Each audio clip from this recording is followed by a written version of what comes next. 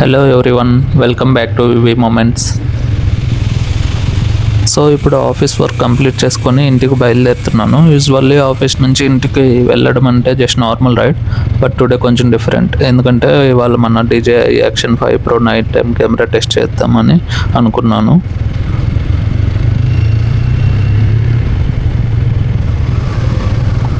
Last వీడియోలో అయితే మనం డే టైం టెస్ట్ చేసాం కెమెరా ఎలా వర్క్ అవుతుందో డే టైంలో. సో ఆ వీడియోలో కెమెరా యాంగిల్ కొంచెం బాగాలేదు, కిందకు ఉన్నది. సో బైక్ మీద ఎక్కువ ఫోకస్ అయింది.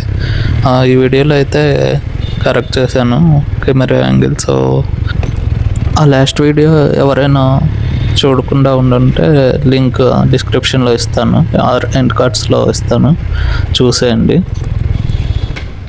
డే టైంలో చేసిన వీడియో అయితే చూసాం కదా, కెమెరా క్వాలిటీ అయితే చాలా బాగుంది.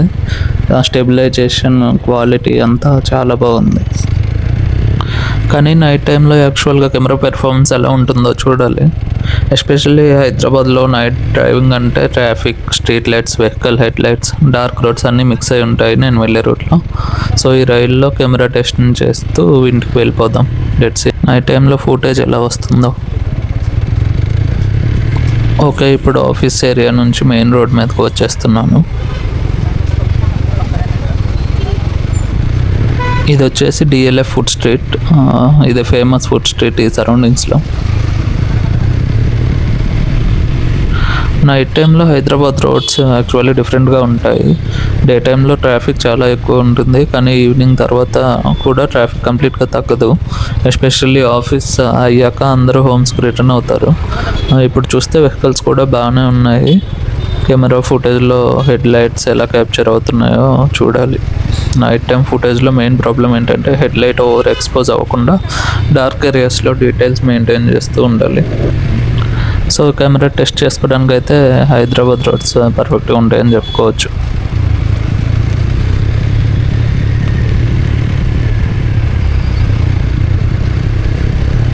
ఈ యాక్షన్ 5 Proని first time night moto vlogging కోసం ప్రాపర్గా టెస్ట్ చేస్తున్నాను. యాక్షన్ కెమెరా కొనేటప్పుడు జనరల్లీ మనం డే టైం ఫుటేజ్ గురించి ఎక్కువ ఆలోచించి తీసుకుంటాము, కానీ మోటో వ్లాగింగ్లో ఏంటంటే నైట్ టైం ఫుటేజ్ కూడా ఇంపార్టెంట్.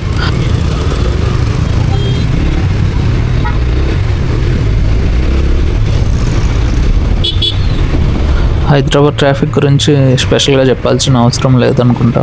మనం ఎక్కడికి వెళ్ళినా ట్రాఫిక్ ఉంటుంది. యాక్చువల్లీ బైక్ మీద ట్రావెల్ చేసేటప్పుడు ట్రాఫిక్లో బిగ్గెస్ట్ అడ్వాంటేజ్ ఏంటంటే కార్ కన్నా కొంచెం ఈజీగా మూవ్ అవ్వచ్చు, బట్ ఆబ్వియస్లీ సేఫ్టీ అయితే ఫస్ట్.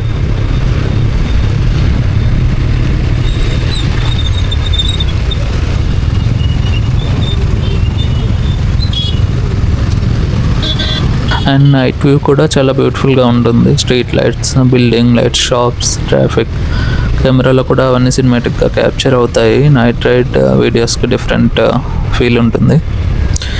డే టైంలో సరౌండింగ్స్ అన్నీ క్లియర్గా కనిపిస్తాయి, బట్ నైట్ టైంలో లైట్స్ అండ్ షాడోస్ వల్ల ఫుటేజెస్ ఇంకా మంచిగా ఉంటుంది.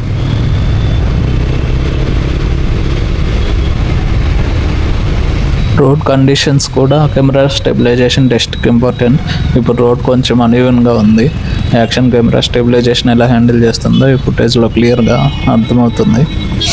మోటో వ్లాగ్ చేస్తున్నప్పుడు స్టెబిలైజేషన్ చాలా ఇంపార్టెంట్, బికాస్ బైక్ మీద కెమెరా కంప్లీట్లీ స్టేబుల్గా ఉండదు. చాలా వైబ్రేషన్స్, రోడ్స్ బంప్స్ ఉంటాయి, ఇంజిన్ వైబ్రేషన్స్ అన్ని కెమెరాకి ట్రాన్స్ఫర్ అవుతాయి. సో ఫుటేజ్ స్మూత్గా ఉంటే వ్యూవర్స్ కూడా వాచింగ్ ఎక్స్పీరియన్స్ బెటర్గా ఉంటుంది. నైట్ ఫుటేజ్లో ఇంకో ఇంపార్టెంట్ థింగ్ ఏంటంటే ఇమేజ్ టూ బ్రైట్గా ఉండకూడదు, టూ డార్క్గా ఉండకూడదు. స్ట్రీట్ లైట్స్ దగ్గర ఎక్స్పోజర్ కరెక్ట్గా ఉండాలి, ఎక్కువ ఉండకూడదు. అలా డార్క్ ఏరియాస్లో ఏమో డీటెయిల్స్ కనిపించాలి. హెడ్ లైట్స్ దగ్గర ఎక్స్పోజర్ ఓవర్గా ఉండకూడదు. సో ఈ రైడ్ ఫుటేజ్ని ఎడిట్ చేసినప్పుడు యాక్చువల్గా పెర్ఫార్మెన్స్ తెలుస్తుంది. కెమెరా స్క్రీన్ మీద చూస్తే ఒకలాగా ఉంటుంది, బట్ ఫైనల్ ఫుటేజ్ కంప్యూటర్లో ల్యాప్టాప్లో చూసినప్పుడు ప్రాపర్గా క్వాలిటీ అర్థమవుతుంది. సో హోమ్కి వెళ్ళాక డెఫినెట్లీ ఫుటేజ్ చెక్ చేస్తాను.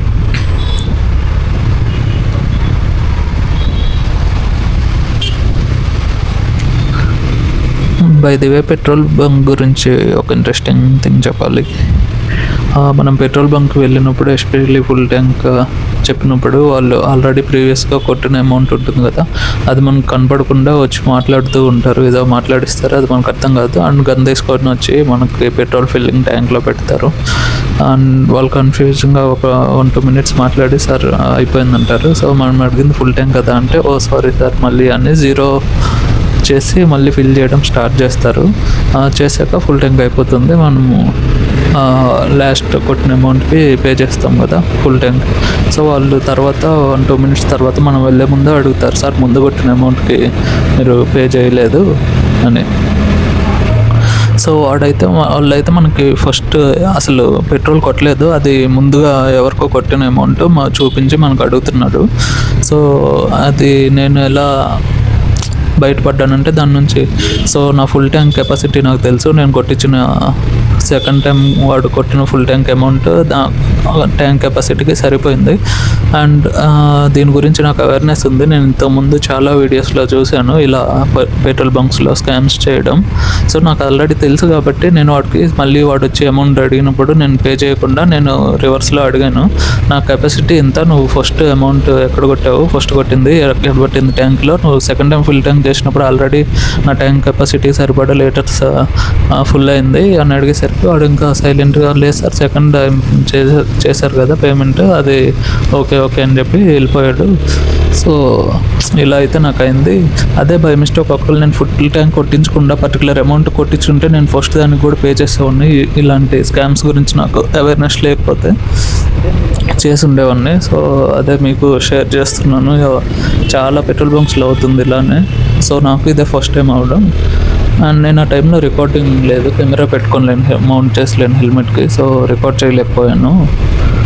నెక్స్ట్ టైం ఖచ్చితంగా పెట్రోల్ బంక్స్లో అయితే రికార్డ్ చేస్తాను, పెట్రోల్ కొట్టించుకున్న ప్రతిసారి, ఇంకోసారి ఇలా జరగకుండా. సో మనం ఎక్కువ ఆలోచించకుండా జస్ట్ అంటే నాకు దీని గురించి స్కామ్స్ గురించి కానీ తెలియకుండా ఉండుంటే ఖచ్చితంగా నేను పే చేసేవాడిని, ఫస్ట్ కొట్టిన అమౌంట్ కూడా కొట్టాడేమో అనుకొని. సో మీరు మాత్రం అలా స్కామ్కి గురవ్వద్దు. అండ్ ఇది నాకు ఏ పెట్రోల్ బంక్లో జరిగిందో కూడా చెప్తాను. అది JN2 ఆపోజిట్లో BPCL భారత్ పెట్రోలియం ఉంటుంది కదా, అక్కడ జరిగింది. అండ్ ఇది మేనేజ్మెంట్కి తెలిసి ఉండదు, ఎందుకంటే ఇది పెట్రోల్ బంక్లో వర్క్ చేసే వాళ్ళు చేస్తున్న స్కామ్. సో వాళ్ళకైతే అవేర్నెస్ ఉందో లేదో తెలియదు. నేను కానీ రికార్డ్ చేసింటే ఖచ్చితంగా కంప్లైంట్ చేసేవాడిని మేనేజర్కి ఆర్ పోలీస్ స్టేషన్లో. కానీ నేను ఆ టైంలో కెమెరాలో రికార్డ్ చేసలేను, అదే మైనస్ పాయింట్. మీరైతే జాగ్రత్తగా ఉండండి. వాళ్ళు స్కామ్ చేయడం కూడా చిన్న అమౌంట్స్ చేయట్లేదు, మినిమం 200 to 500 అలా ఆ రేంజ్లో చేస్తున్నారు. సో అవేర్నెస్ కోసం ఈ వీడియో చేశాను. నాకు ఇలానే తెలిసింది. నేను ఇంతకుముందు మోటో వ్లాగింగ్ అవి ఇంట్రెస్ట్ ఉండేవి, ఎప్పుడు చూస్తూ ఉండేవాడిని. సో అలా ఒక వీడియోలో చూశాను. అండ్ ఆ ఇష్యూ గురించి కూడా సెర్చ్ చేస్తే చాలా వీడియోస్ వచ్చాయి. సో ఇలాంటివి చాలా పెట్రోల్ బంక్స్లో జరుగుతున్నాయి, జాగ్రత్తగా ఉండాలి. ఈ వీడియోలో ఈ టాపిక్ గురించి ఎక్కువసేపు మాట్లాడినట్టున్నాం, కానీ తెలుసుకోవాలి. చాలామంది మన చుట్టుపక్కల ఉండే వాళ్ళకి మనకు చాలా స్కాములు చేస్తుంటారు. అలాంటివి బయట ఇలాంటివి చాలా జరుగుతుంటాయి, పెట్రోల్ బంక్ అనే కాదు. సో ఇలాంటి అవేర్నెస్ వీడియోస్ బయట అయినా తెలుసుకొని జాగ్రత్తగా ఉంటే బెటర్. మీరు కూడా ఎప్పుడో ఎక్స్పీరియన్స్ చేసి ఉంటారు ఇలాంటి స్కామ్స్, చేసి ఉంటే కామెంట్ చేయండి. ఇంకా మనమైతే ఆల్మోస్ట్ దగ్గరకు వచ్చేసాం, ఇంటికి ఒక 5 to 10 minutesలో వెళ్ళిపోతాం. సో ఇప్పుడు వరకు మీరంతా లైటింగ్ ఉన్న ఏరియాలోనే చూసారు కదా. ఇప్పుడు కొంచెం మేము ఇంటికి వెళ్ళే దగ్గరలో డార్క్ ప్లేస్ కూడా ఉంటుంది, అక్కడ కూడా చూడండి ఎలా ఉంటుందో క్వాలిటీ ఆఫ్ ది వీడియో. మనం ఇక్కడ రైట్ సైడ్ నుంచి కూడా వెళ్ళొచ్చు. మనం లెఫ్ట్ కిందకి వెళ్తున్నామంటే ఇక్కడైతే స్ట్రీట్ లైట్స్ ఏముండవు, సో డార్క్ ప్లేస్ ఉంటుంది, అక్కడ కెమెరా పెర్ఫార్మెన్స్ చూద్దామని వెళ్తున్నాం. లేదా స్ట్రైట్గా వెళ్ళినా కూడా మనకి రూట్ అయితే ఉంది, బట్ అక్కడంతా స్ట్రీట్ లైట్స్ అవి ఉంటాయి. సో ఇప్పుడైతే డార్క్ ప్లేస్లో టెస్ట్ చేద్దాం.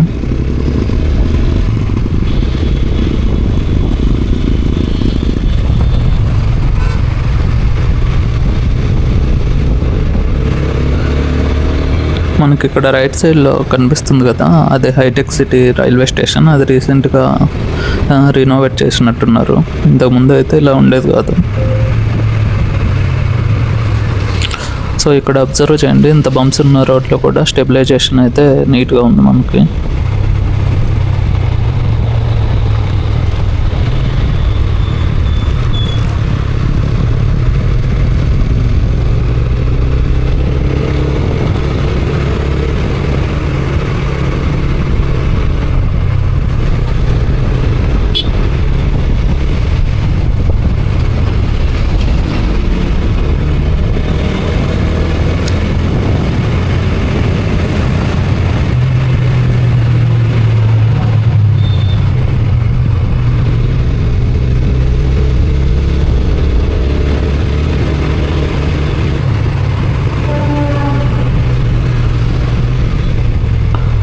ఇక్కడ నుంచి అయితే మనకి రోడ్ కొంచెం డార్క్ ఉంటుంది. ఆపోజిట్ రోడ్లో వస్తున్న వెహికల్స్ హెడ్ లైట్ కూడా పడుతుంది. సో చూద్దాం క్వాలిటీ ఎలా ఉంటుందో వీడియో.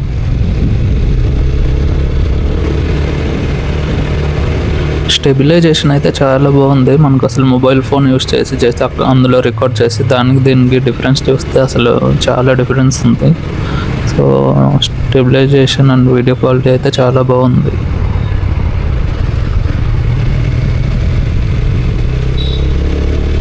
మీలో ఎవరైనా అడ్వెంచర్ కెమెరాస్ తీసుకోవాలని ప్లాన్ చేస్తుంటే ఇదైతే వన్ ఆఫ్ ది బెస్ట్ అని చెప్పచ్చు. నన్ను అయితే నేను సజెస్ట్ చేస్తాను ఇది.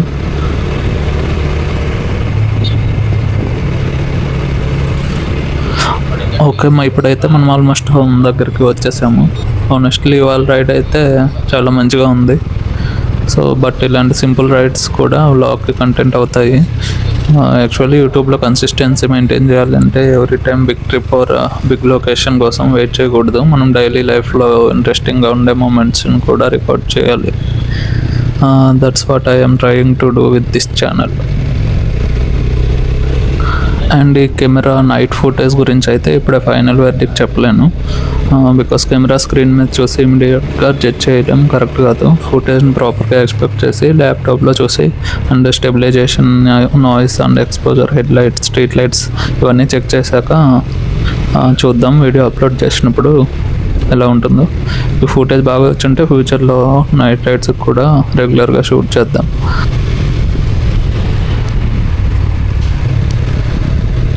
వీడియోస్ అయితే చూస్తున్నారు కానీ సబ్స్క్రైబ్ చేసుకోవడం మర్చిపోతున్నారు. సో తప్పకుండా కొత్త వాళ్ళు ఎవరైనా ఉంటే సబ్స్క్రైబ్ చేసుకోండి ఛానల్ని.